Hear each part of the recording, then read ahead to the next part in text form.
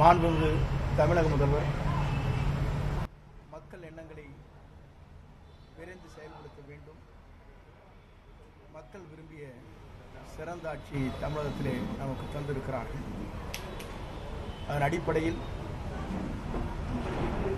துறையின் வாரியாக ஆய்வுப் பணிகள் மேற்கொண்டு சிறந்த முறையில் அந்த பணிகளை மேற்கொள்வதற்காக இன்றைக்கு தமிழகம் முழுவதும் உள்ள வருவாய்த்துறை அலுவலர்கள் மற்றும் அனைத்து துறையை சார்ந்திருக்கிறார்கள் அலுவலர் பெருமக்களை ஆய்வுப் பணிகள் நடைபெற இருக்கிறது.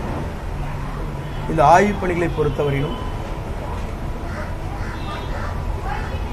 எல்லா நம்முடைய வருவாய்த்துறையில் என்னென்ன பணிகள் தேங்குகிறது, விரைந்து அது மக்களுக்கு எப்படி செயல்படுத்துவது என்பதை பற்றி ஆய்வு செய்வதற்காக இந்த கூட்டம் இங்கே கூட்டப்பட்டிருக்கிறது. குறிப்பாக மக்களுக்கு தேவை சாதி சான்றிதழ் விரைந்து கிடைக்கப்பட வேண்டும் என்பதுதான். அது எந்த முறையிலே அது மாற்றப்பட வேண்டும் நிரந்தரமாக என்பதற்கு முடிவுகள் மேற்கொள்ளுகிறார்.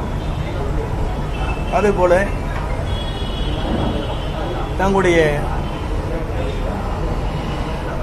ரேஷன் கார்டுகள், முதியோர் உதவித்தொகை, சமூக நலத் திட்டங்கள், அப்படி பல்வேறு திட்டங்களை எப்படி நிறைவேற்றுவது என்பதை பற்றியும் எளிதாக மக்களுக்கு அது கிடைக்கின்ற வகையில் எப்படி நம்முடைய துறை பணியாற்ற வேண்டும் என்பதை பற்றி ஆய்வு செய்ய இருக்கிறோம்.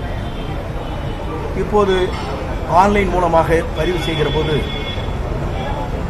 சில நேரங்களில் காலதாமதம் ஏற்படுகிறது என்ற குறைகள் இருக்கிறது. அந்த குறைகளை நிவர்த்தி செய்வதற்காக ஆன்லைன் மூலமாக பதிவு செய்தவுடன் அந்தந்த வருவாய் வட்டத்தில் இருக்கிற விஓக்கள் அதை ஆய்வு செய்து 5 நாட்களுக்குள் அந்த பணிகளை முடிக்கப்பட வேண்டும். அப்படி முடிக்கப்படவில்லை என்றால் கொடுக்கப்படுகிற மனுக்கள் அத்தனையும் ஏற்றுக்கொள்கின்ற அளவிற்கு ஆன்லைனிலே பதிவு செய்யப்படும். அதற்கான நடவடிக்கை மேற்கொள்ளப்படும். அதேபோல நம்முடைய அரசு நிலங்கள், அதேபோல அரசிற்கு எந்தெந்த இடங்களில் நிலங்கள் இருக்கிறது என்பதை ஆய்வு செய்ய இருக்கிறோம். அது எந்த முறையிலே அரசிற்கு அதை பயன்படுத்தலாம் என்பதை ஆய்வு செய்கிற கூட்டமாக இந்த கூட்டம் அமைந்திருக்கிறது. அதே போலதான் பதிவு செய்கிற பத்திரப்பதிவில் பல்வேறு தேக்கங்கள் இருக்கிறது.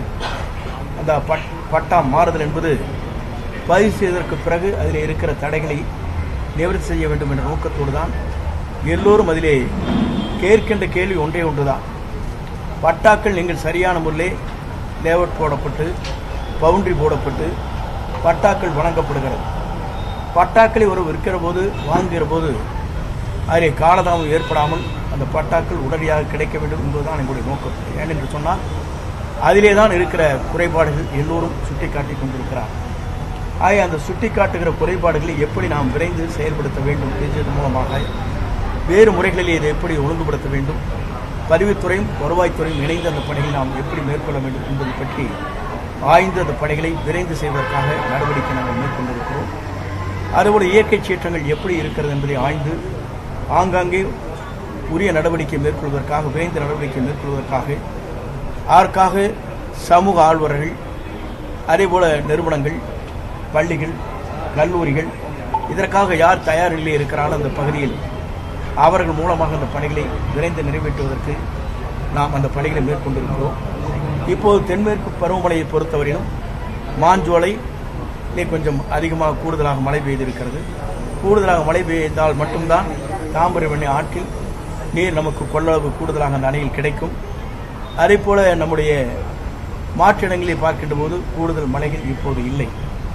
மேட்டூர் அணையை பொறுத்தவரையிலும் கேட்ச்மெண்டல் ஏரியா என்று சொல்லப்படுகிற குடகு பகுதியில் மழை குறைவாக இருக்கின்ற காரணத்தின் அடிப்படையில் குறைந்த அளவுதான் மேட்டூருக்கு தண்ணீர் வந்து கொண்டிருக்கிறது. 2642 கனடியன் சொல்கிறார். ஆகவே நாங்கள் அனைத்தும் கூர்ந்து கவனித்துக் கொண்டு விரைந்து இந்த பணிகளை மேற்கொள்வதற்காக என்னென்ன முறையில் இயற்கை சீற்றங்கள் வருகிற போதும் சரி, வறட்சிகள் வருகிற போதும் சரி, வெள்ளங்கள் எங்கே தேங்குகிறதோ அதை எப்படி நாம் விரைந்து அந்த பணிகளை மேற்கொள்கிற போது அது சீரான முறையில் செயல்படுத்த முடியும் என்பதை வருவாய்த்துறையின் மூலமாக அந்த பணிகளை மேற்கொள்வதற்காக இன்றைக்கு ஆய்வுக் கூட்டங்கள் நடைபெற்றுக் கொண்டிருக்கிறது. இந்த ஆய்வுக் கூட்டத்தின் மூலமாக நாங்கள் எடுத்துச் சொல்வது ஒன்றே ஒன்றுதான். இன்று பேரிடர் மேலாண்மை துறையின் மூலமாக ஒரு புத்தகம் வெளியிட இருக்கிறோம். அதன் மூலமாக நாம் பார்க்கின்ற போது அந்த புத்தகத்தை வெளியிடுகிற போது ஸ்டேட்மெண்ட் அது கொடுக்கிற போது என்னென்ன வகையில் நாம் அந்த பணிகளை மேற்கொள்ள இருக்கிறோம் என்பதை தெரிந்து இன்று அது செயல்படுத்துவதற்காக வெளியிட இருக்கிறோம். 2026 வெப்ப செயல் திட்டங்கள் என்ற முறையில் பேரிடர் மேலாண்மை துறையின் மூலமாக அது வெளியிட இருக்கிறோம். இயற்கை சீற்றங்கள் வருகிற போது அதை எப்படி நாம் நேரடியாக அதிலே உடனுக்குடன் நிவாரணப் பணிகளை ஆற்ற வேண்டும் என்ற அனைத்து நிலையும் என்று அந்த பணிகளை மேற்கொள்வதற்காக இந்த துறையின் மூலமாக இன்றைக்கு ஒரு வெளியீடுகளை வெளியிடுகிறோம்.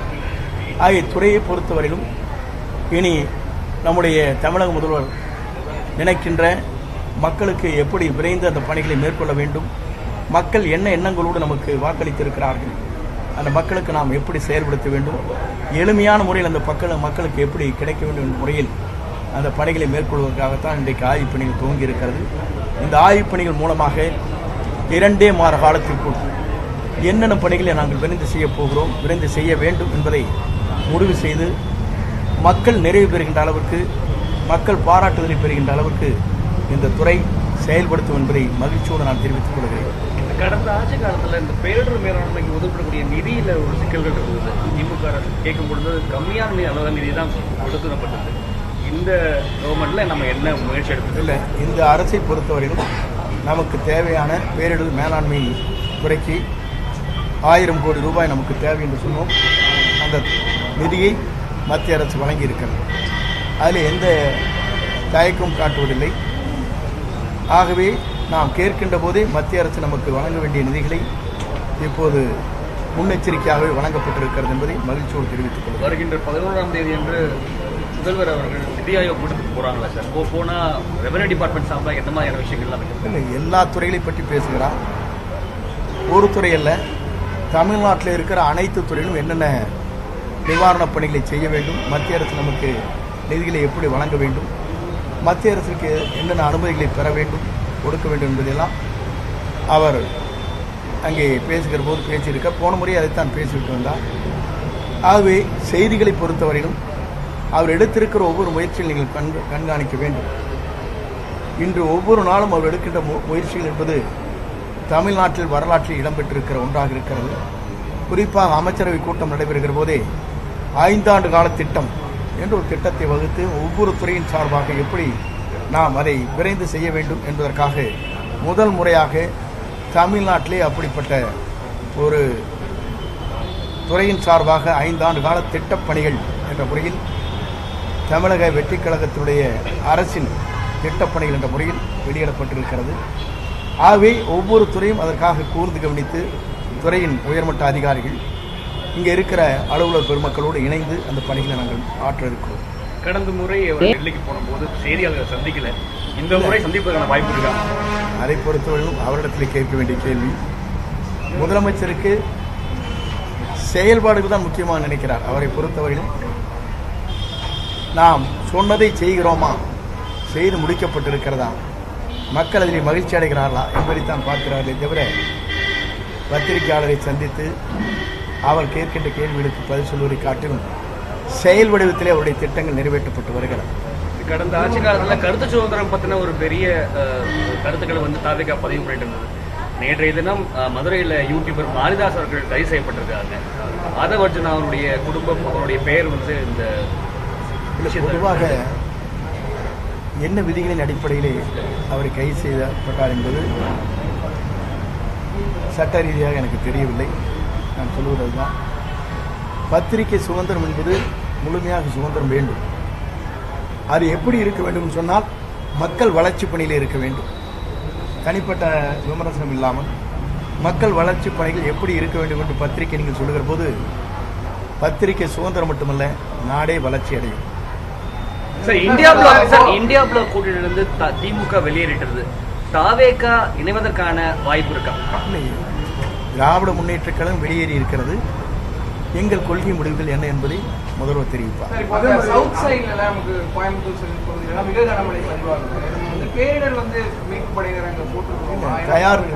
பேரிடர் மீட்பு படைகளை பொறுத்தவரையும் கோவையும் தயாராக இருக்கிறார்கள், நீலகிரியிலும் தயாராக இருக்கிறார்கள்.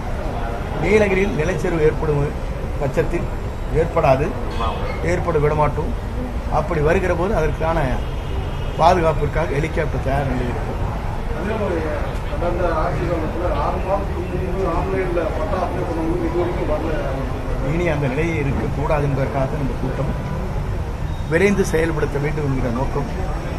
ஏழை எளியருக்கு இருக்கிற இந்த குறைபாடுகளை எளிமையான முறையிலே அதை செயல்படுத்துவதற்கான இந்த கூட்டம். நீங்கள் பொறுத்திருந்து ஒரு 3 மாத காலங்கள் பொறுத்திருங்க. எங்கள் துறையுடைய வேகம் ஜெட் விமான வேகத்தில் இருக்கும். ஆர்ஐ ரெவன்யூ இன்ஸ்பெக்டர் நின்றுடுது சார், விஏஓக்கெல்லாம் பாஸ் ஆயிடுது சார். ரெவன்யூ ஆர்ஐ கிட்ட வரும்போது தான் சார் பிரச்சனை ஆகுது. இல்ல வாரிசு சான்றிதழ் சரி இல்லை, பொதுவாக நான் இன்றைக்கு ஒன்றே ஒன்று சொல்கிறேன். அதையெல்லாம் சரி செய்வதற்காகத்தான் இந்த கூட்டம். வாரிசு சான்றிதழாக இருந்தாலும் சரி, கம்யூனிட்டி சர்டிஃபிகேட்டாக இருந்தாலும் சரி, பட்டாவாக இருந்தாலும் சரி, பட்டா மாற்றங்கள் இருந்தாலும் சரி, எளிமைப்படுத்துவதற்காகத்தான் இந்த கூட்டம் கூட்டப்பட்டிருக்கிறது. 3 மாத காலம் கழித்து நீங்கள் பாருங்கள், துறையுடைய வேகம், நீங்கள் கேட்கின்ற கேள்விகள் அனைத்தும் நீங்கள் பாராட்டுகின்ற அளவுக்கு இருக்கு. ஒரு 1 பாயிண்ட் கம்ப்ளைண்ட் பாக்ஸ் இருந்தால் நல்லா இருக்கும் சார். ஏன்னா நிறைய அதாவது ரிஜெக்ஷன் ஆயிடுது.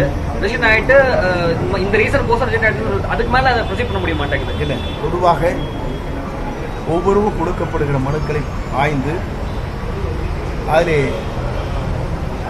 ஆன்லைன் மூலமாக டிஜிட்டல் மூலமாக பதிவு செய்வது எது என்பதை முடிவு செய்வோம். என்னென்ன மனுக்கள் ஏற்றுக்கொள்ள இயலாது, அதற்கு என்ன காரணம் என்பதை 15 நாட்களுக்கு அந்த மனு கொடுக்கப்பட்டவர்களுக்கு கடிதங்கள் வரும்.